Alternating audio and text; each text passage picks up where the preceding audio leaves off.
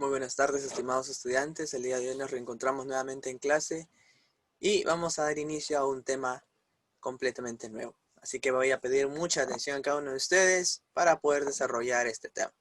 Vamos a iniciar con la clase, no sin antes agradecerle a Dios.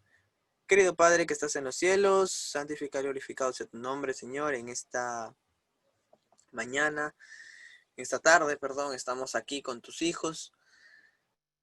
Desarrollar un tema más, poder aprender y que ellos seguían y puedan seguir enamorándose, Señor, de el maravilloso mundo de la ciencia.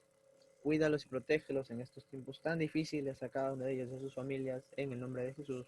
Amén.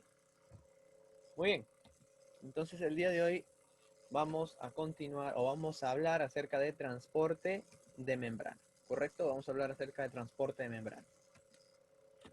Lo que debemos entender de transporte de membrana es que vamos a realizar un trabajo, un diseño experimental sencillo. Voy a mostrarles un video de cómo pueden realizar este experimento para que ustedes tengan una noción más adecuada de ello, ¿correcto? Con respecto a la ósmosis, que es un transporte de membrana.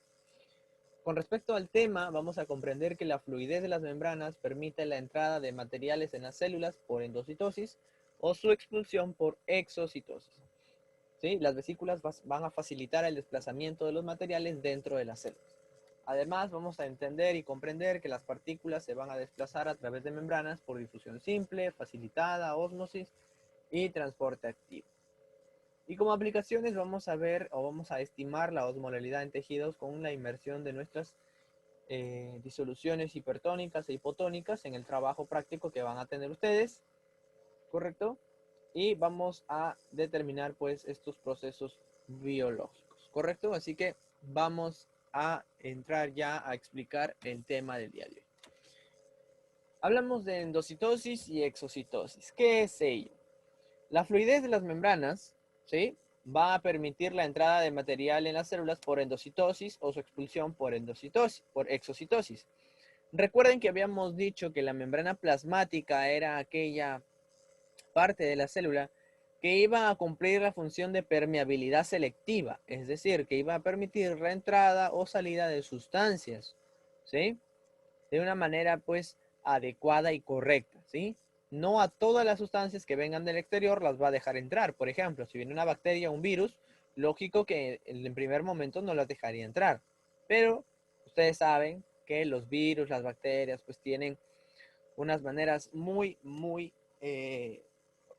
características de poder vulnerar estas eficiencias que tiene la célula, ¿correcto? Entonces vamos a diferenciar dos puntos: endocitosis y exocitosis. Endo significa adentro, así que es la entrada de partículas y moléculas que, por su tamaño, por su insolubilidad, no pueden atravesar la membrana plasmática, ¿correcto?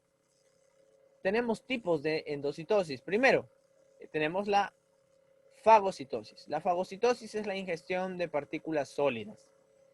Luego tenemos la pinocitosis, que es la ingestión de un fluido, es decir, de partículas líquidas que vienen del exterior celular.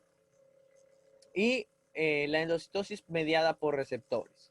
Es decir, que es la captura de moléculas específicas que previamente se unen a receptores de membrana. ¿Correcto? Recuerden que en toda la membrana plasmática van a haber receptores, ¿correcto?, que son proteínas y que van a estar ahí fijas y adosadas a la membrana plasmática para captar a cierto tipo de sustancias que vienen del exterior y que quieren entrar al interior de la célula, ¿correcto? Como es el caso de aquí, miren. Esto es una fagocitosis, ¿sí? Partículas sólidas. Pinocitosis, partículas líquidas o gaseosas. Y esto es endocitosis, pero mediada por receptores, ¿sí? Aquí hay proteínas periféricas, proteínas integrales, que van a estar controlando ya más a detalle quién entra y quién sale, ¿correcto? En este caso, quién entra, ¿no? Porque endocitosis es entrar. Ahora, hasta allí con la endocitosis. Tenemos tres: fagocitosis, pinocitosis y endocitosis mediada por receptores. La exocitosis es la salida en masa o expulsión al exterior de moléculas grandes producidas en el interior de la célula. Ojo, esta expulsión de materiales, de moléculas, no necesariamente tiene que ser desecho. ¿Sí? Recuerden que habíamos estudiado en sistema de membranas, ¿no? Con el aparato de Golgi, el sistema reticuloendoplasmático rugoso, ¿correcto? Las vesículas, los lisosomas, que la célula va a sintetizar proteínas que no le van a servir. Sin embargo, las secreta al exterior porque fuera de ellas sí van a servir estas proteínas, ¿sí? Entonces, no solamente la exocitosis refiere a los productos de desecho, sino también a los productos que no le van a servir a la célula, pero sí son sintetizados porque son vitales para el funcionamiento de otras células, es decir, de células que están en el exterior, ¿sí? Todos estos procesos requieren energía en forma de ATP. En ellos se va a formar o se van a intervenir lo que llamamos como vesículas, que son bolsas de membranas que transportan materiales de un lugar a otro dentro de la célula, ¿sí? Muy bien. Vamos entonces a continuar.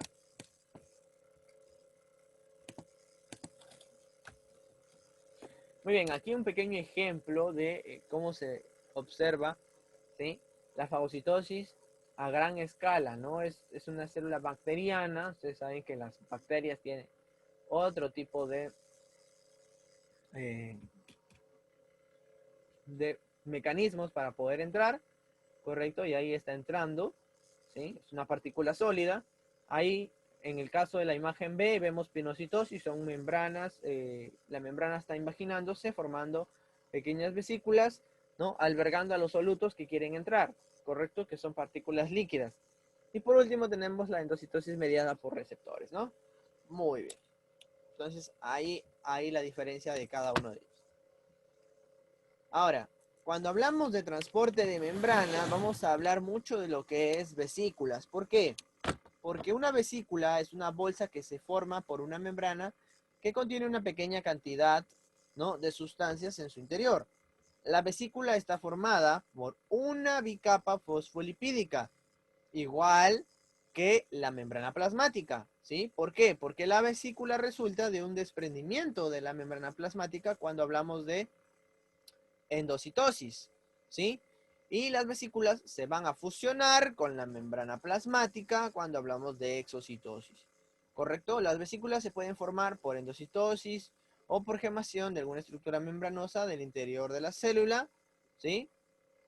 Cuando la vesícula alcanza su destino, se funde con la membrana y va a liberar el contenido, ¿correcto? Este es el mecanismo de cómo funcionan las vesículas y qué es lo que hacen, ¿sí? La fluidez de la membrana va a permitir todos estos procesos sin que la membrana se rompa en ningún momento. Por eso es que hablábamos de un modelo, la clase pasada, sobre el modelo del mosaico fluido, ¿sí? Del mosaico fluido. Muy bien. Ahora, la endocitosis, las vesículas de transporte y exocitosis son a veces procesos interrelacionados con diversas finalidades. ¿Por qué? Porque la endocitosis, por ejemplo, puede ser el paso de sustancias no alimenticias para la célula. En este caso, se hace el uso, ¿no?, de los lisosomas que van a permitir la digestión celular. ¿Correcto? Muy bien. También hablamos de que las células van a secretar glándulas, ¿no? La secreción en células por glándulas exocrinas o en los linfocitos producen pues anticuerpos del sistema inmunitario. Y el crecimiento de la membrana plasmática o de orgánulos celulares, ¿no? Como los mitocondrias, los cloroplastos. ¿Sí? Muy bien.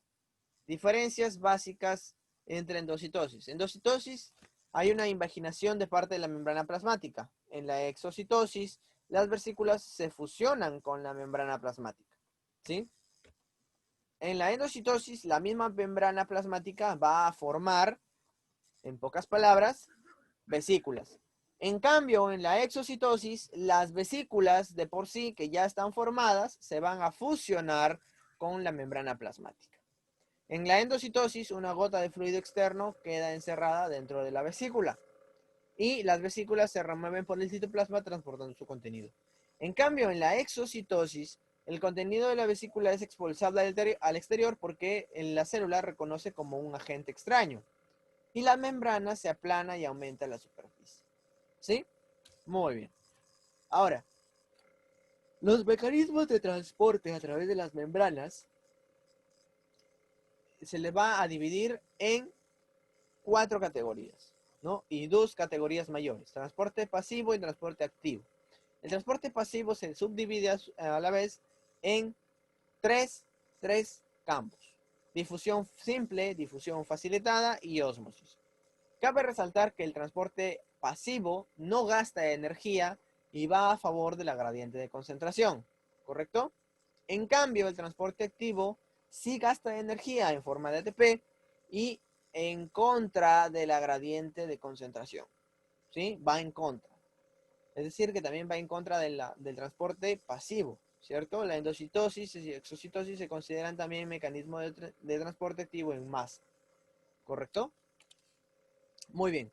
Vamos a ver entonces cada uno de ellos. Primero hablemos de la difusión simple. La difusión simple es la expansión de una sustancia, ya sea líquida o sea gaseosa, es en un medio, ¿sí? En un medio. Es un proceso físico que se basa en el movimiento constante al azar de las partículas, lo que se conoce como movimiento browniano, ¿sí? Es decir, que este tipo de transporte de membrana, ¿sí? Va a permitir que las partículas se muevan en todas las direcciones posibles.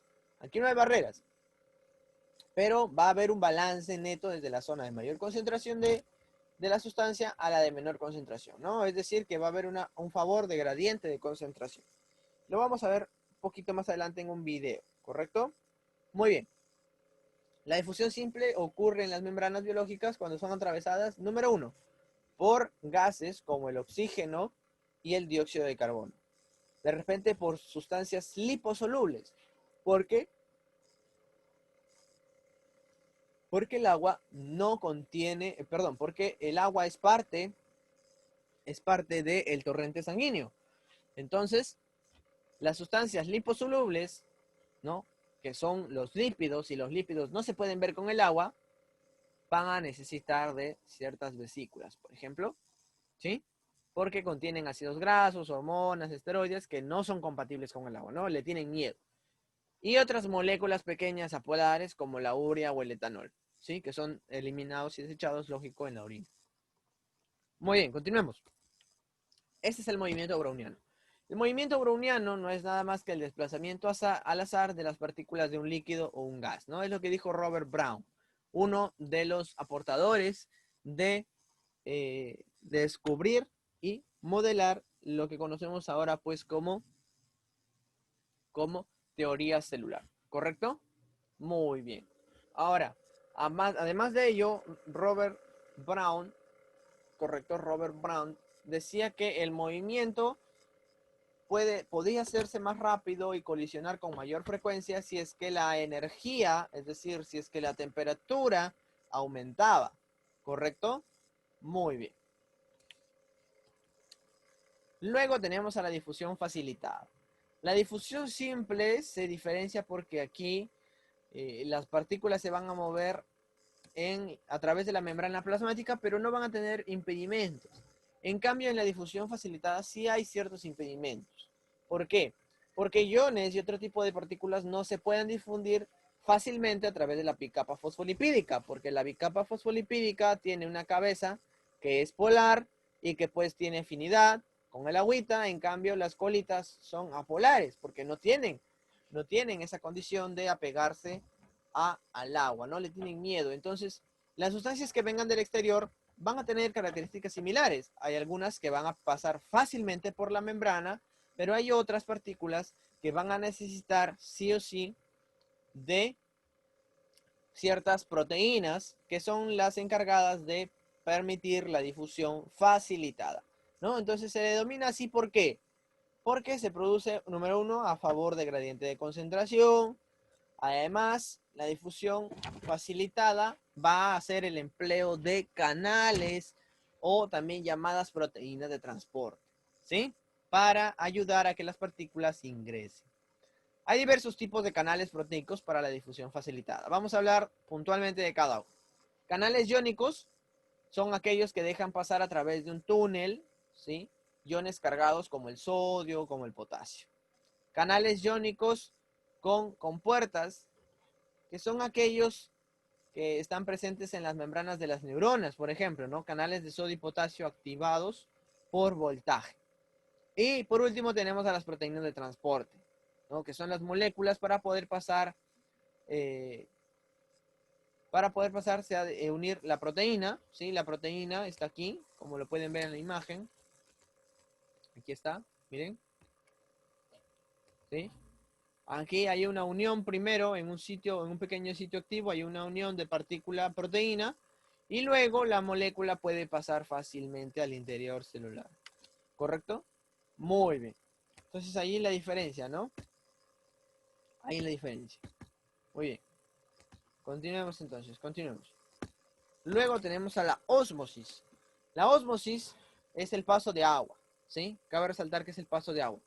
El agua puede atravesar la membrana libremente por transporte pasivo, pero ya sea por difusión simple o difusión facilitada. La difusión simple es cierta cantidad de agua que se puede difundir lentamente a través de la bicapa fosfolipídica. Es decir, que el agua, ¿sí? A pesar de que las colitas son hidrofóbicas, el agua va a tratar de entrar por la membrana plasmática hacia el interior de la célula. ¿Correcto? En cambio, en una difusión facilitada, ¿sí? Su nombre dice facilitada, fácil. ¿Qué quiere decir? Que aquí la mayoría de partículas que quieren difundirse, ¿sí? Dentro del agua, lo van a hacer mediante canales proteicos específicos que siempre están abiertos y que son llamados aquaporinas, ¿no? Las aquaporinas son unas proteínas transportadoras que lo que hacen es activar y permitir el paso del agua del exterior de la célula al interior celular. ¿Sí? Muy bien. Ahora, la ósmosis es el movimiento neto pasivo de moléculas de agua, ojo, moléculas de agua desde zonas de menor concentración de soluto a zonas de mayor concentración de soluto. ¿Sí? Muy bien, ahí podemos ver una imagen de un experimento, ¿sí? De un pequeño experimento, de una pequeña imagen sobre lo que estamos hablando de ósmosis, ¿correcto?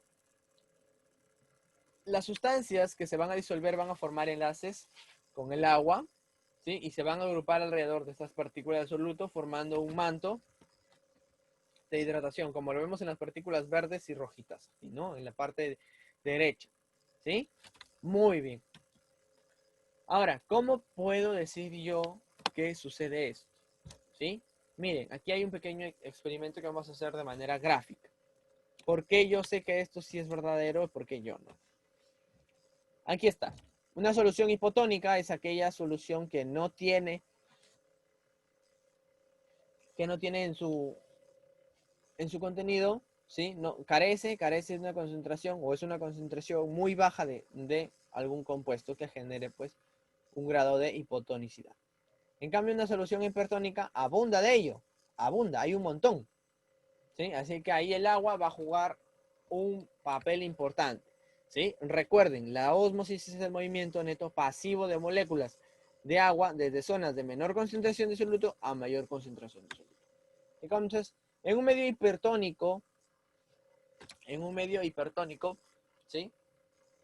Hay más concentración de sales, ¿sí? Hay más concentración de sales. Entonces, el agua de las células sale al exterior y dejan a la célula con poca agua, ¿no? Eso lo podemos ver ahí en la imagen número 2, ¿sí? Y esto tiene que ver mucho con el gradiente osmótico. El agua se va a mover por ósmosis desde una zona hipotónica con baja concentración de soluto a una hipertónica que allí sí pues había una alta concentración de soluto, ¿no? Muy bien. Continuemos. La presión osmótica, ¿sí? Es muy importante analizarla en este proceso de ósmosis. ¿Por qué? Porque cuando una célula se coloca en un medio hipotónico, el agua va a difundir por ósmosis hacia el interior de la célula, más que hacia el exterior. ¿Por qué? Con el fin de que tu citoplasma ejerza una presión sobre la membrana. La membrana osmótica sería la fuerza necesaria para contrarrestar la ósmosis. Si el gradiente osmótico es grande, la célula se va a hinchar, Y con el tiempo, si no hay una pared celular, como es el caso de las proteínas vegetales, esa celulita estalla, ¿no? Y no queremos que la célula estalle, ¿correcto? Eso sucede en un medio hipotónico, ¿sí? En un medio hipotónico el agua va a entrar al interior de las células y va a provocar que se vuelvan, en el caso de las células animales, que exploten.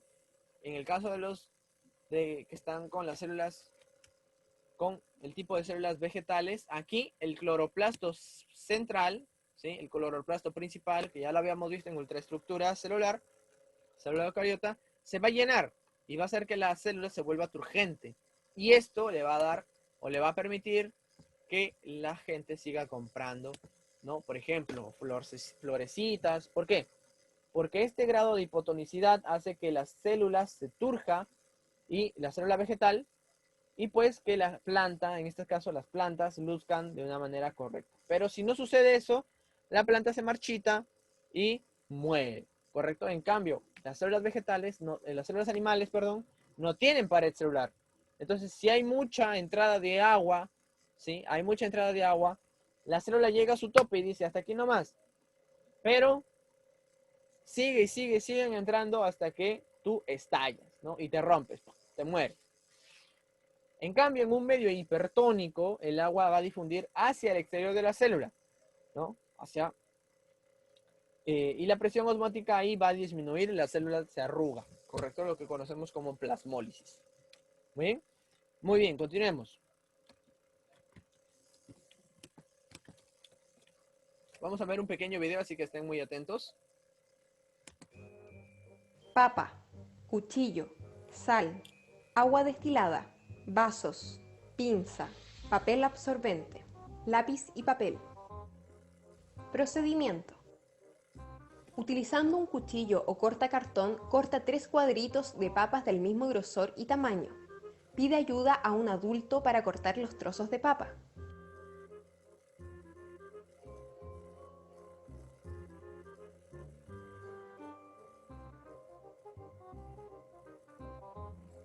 En una hoja dibuja el contorno de cada uno de los cuadrados de papa y asígnales un número a cada uno.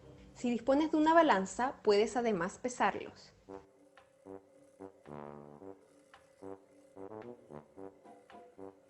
Prepara 3 vasos rotulados, 1, 2 y 3, con 100 mililitros de agua con las siguientes soluciones. En el vaso 1 solo coloca 100 mililitros de agua destilada sin sal. Esta será la solución hipotónica. En el vaso 2 añade 1 gramo de sal a los 100 mililitros de agua destilada. Esta será la solución isotónica. Y en el vaso 3 añade 20 gramos de sal a los 100 mililitros de agua destilada. Esta será la solución hipertónica. Revuelve las soluciones hasta que la sal se disuelva completamente. Coloca cada rebanada de papa en un vaso correspondiente, asegurándote que queden bien sumergidas. Espera media hora.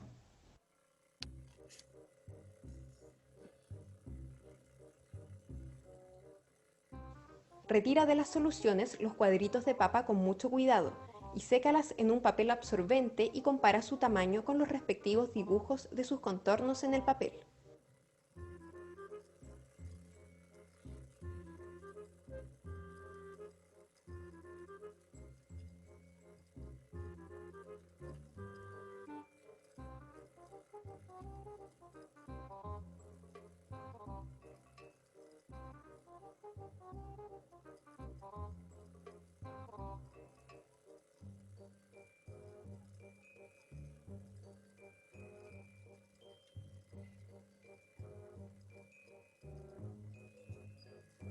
Anota tus observaciones. ¿Qué ha sucedido con el tamaño de las papas en las distintas soluciones? Construye una tabla para resumir tus observaciones usando los signos mayor que, menor que o igual.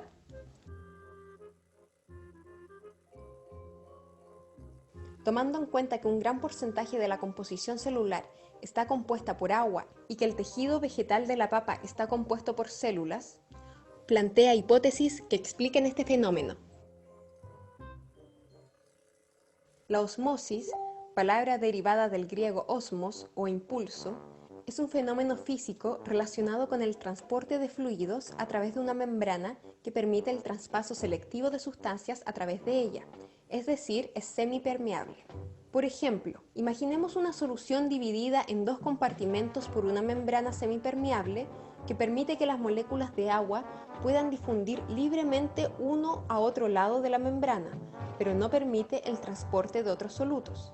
Al añadir un soluto a uno de los compartimentos, como por ejemplo una sal soluble en agua como el cloruro de sodio, este reducirá la concentración de moléculas libres de agua. Este efecto inducirá un movimiento neto de solvente, en este caso el agua, hacia el compartimento con menor concentración de agua libre o con mayor cantidad de soluto, generando un aumento de su volumen. A este proceso se le conoce como osmosis del agua.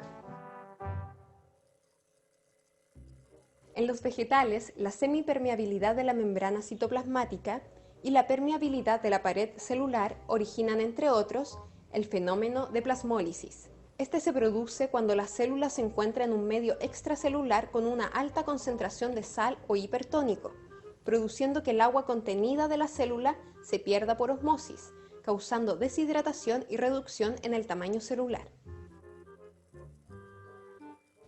Las soluciones, dependiendo de la relación entre su concentración de solutos y la concentración de solutos en la célula, pueden ser isotónicas, hipotónicas o hipertónicas. Las soluciones isotónicas son aquellas que tienen la misma concentración de solutos en ambos lados de la membrana, de modo que no ocurre ganancia o pérdida neta de agua. Las soluciones llamadas hipertónicas tienen una concentración mayor de solutos que la que existe en el interior de la célula, por lo cual inducen la deshidratación y la disminución del volumen celular. Por otro lado, si se coloca una célula en una solución hipotónica, es decir, que la concentración de soluto es menor fuera de la célula que dentro de ella, el agua tiende a entrar a la célula, pudiendo ocasionar su ruptura en el caso de las células animales. Muy bien, estimados estudiantes, hemos visto un pequeño video resumen de un pequeño experimento, ¿sí? Y esto es una muestra de lo que ustedes también tienen que y van a tener que realizar, ¿correcto? Muy bien. Por último tenemos el transporte activo. El transporte activo, ¿sí? Es un transporte que también va a hacer uso de proteínas de membrana, ¿sí? Ya que a veces las células toman o bombean sustancias del exterior e incluso en contra de gradiente de concentración. ¿Ya? ¿Qué significa esto? Hemos visto acerca de que existe una gradiente de concentración y que las partículas que se van a mover del interior al exterior o viceversa van a favor, ¿no? Van a favor, es decir, les pongo un ejemplo, ¿no? Es como decirles a ustedes, de repente van al río y el río tiene una corriente, ¿cierto? Entonces ustedes se meten en el río y nadan a favor de esa corriente. Pero ¿qué sucede cuando ustedes quieren nadar en contra? ¿Qué sucede? Es decir, ustedes quieren nadar de izquierda a derecha y el río está viniendo de derecha a izquierda. Algo los detiene, ¿cierto? Algo los detiene, ¿no? Que es la fuerza con que viene el agua. Lo mismo sucede con el transporte activo. El transporte activo va en contra de la gradiente de concentración, ¿sí? En contra, inclusive si esta concentración es mayor, ¿sí? Es mayor. Entonces el transporte activo, ¿qué hace? El transporte activo gasta energía en forma de ATP, ¿sí? Gasta energía. Y este transporte se lleva a cabo en proteínas transmembrana. A estas proteínas las llamamos bombas proteicas también, ¿sí? Y estas proteínas transportadoras son especiales porque van a cambiar de conformación por la acción del ATP, permitiendo a una molécula, ya sea un ion u otro tipo, pasar a través de ellas. Las moléculas van a pasar por una cámara central y se van a unir a una proteína. Esta va a cambiar de conformación, suelta la molécula al lado opuesto y así permite que las partículas difundan, ¿correcto? Miren, aquí pueden ustedes observar una proteína transmembrana, ahí está un soluto, un puntito rojito, ¿sí? Está pasando por un canal estrecho que está en medio de toda esta proteína, ¿correcto? Que es como un tubito, una proteína hueca, ¿sí? Una bomba proteica. Y una vez que terminó, ¿no? ha hecho el uso de ATP y una vez que terminó, y miren, ese ATP se formó en ADP más fosfato, más ion fosfato. Gastó energía, ¿sí? Por eso, al gastar energía se le considera transporte activo, ¿sí? Muy bien. Cabe resaltar que este mecanismo es un transporte de alta precisión, ¿sí? De alta precisión. Ahora, dentro de las bombas proteicas, cabe resaltar que este proceso, ¿sí? Hemos dicho que utiliza ATP, que es la moneda energética, ¿sí? La moneda energética, ¿correcto? Y esta moneda básicamente se trata de la hidrólisis del enlace para liberar fosfato a gran cantidad de energía, ¿no? El fosfato es una molécula muy importante. ¿Por qué? Porque es la moneda energética universal, ¿correcto? Y gracias a ella se llevan estos procesos.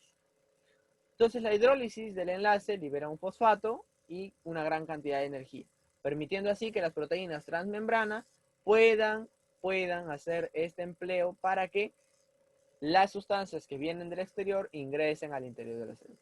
¿Correcto? Muy bien, continuemos. Aquí están. Estas son las bombas de transporte, ¿ya? Las bombas o bombas proteicas, ¿correcto? Como lo quieran llamar. Bombas proteicas, ¿ya?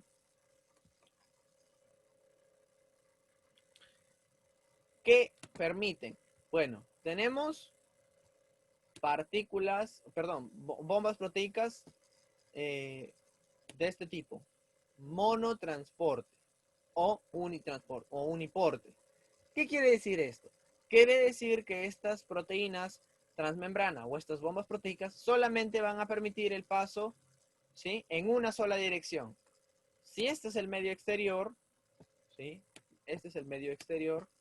Este tipo de bomba proteica va a permitir que las partículas se difundan del exterior al interior, ¿ya? Del exterior al interior, en una sola dirección. Es decir, si estas partículas quieren salir, no pueden. ¿Por qué? Porque solamente es una dirección. Por eso es monotransporte o uniporte, cualquiera de los dos, ¿sí? Como por ejemplo esta particulita, ¿no?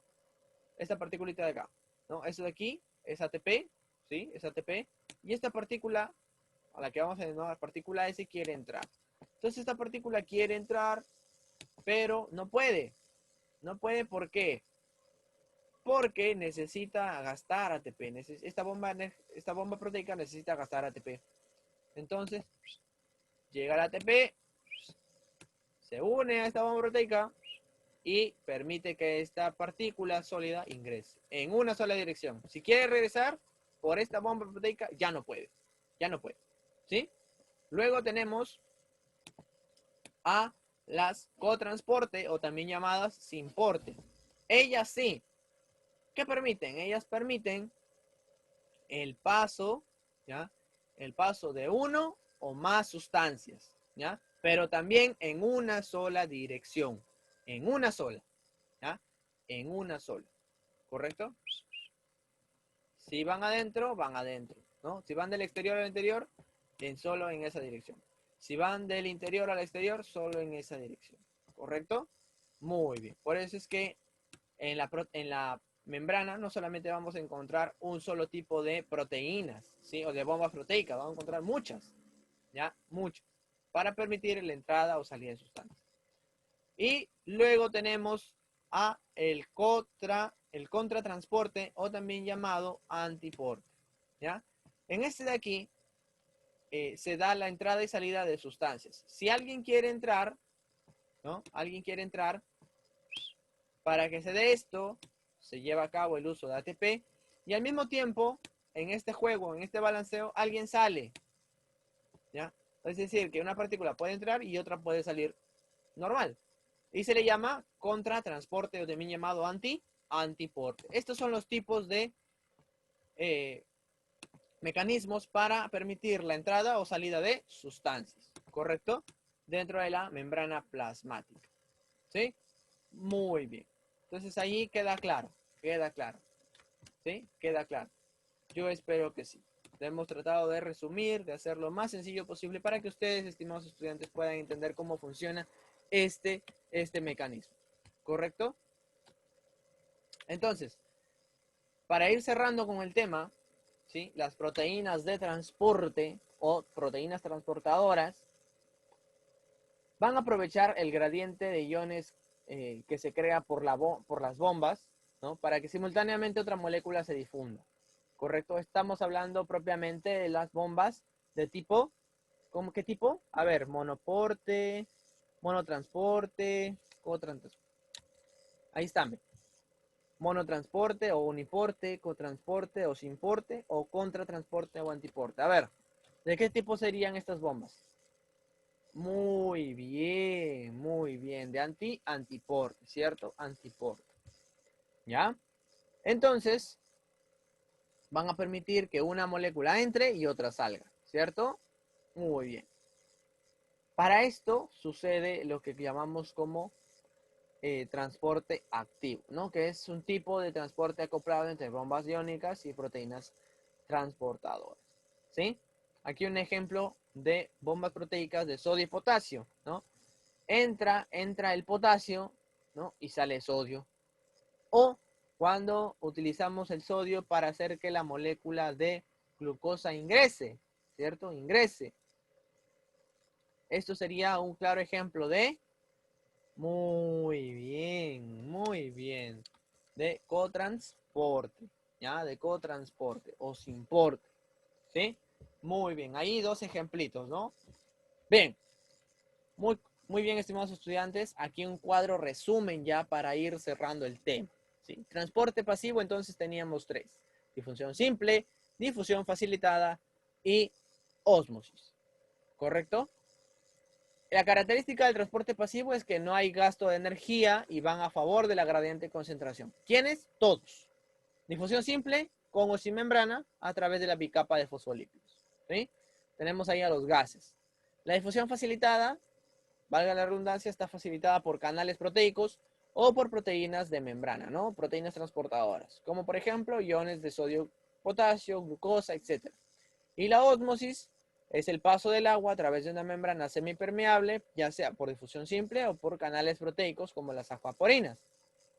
En cambio, el transporte activo, aquí sí se va a gastar energía y va en contra de la gradiente de concentración.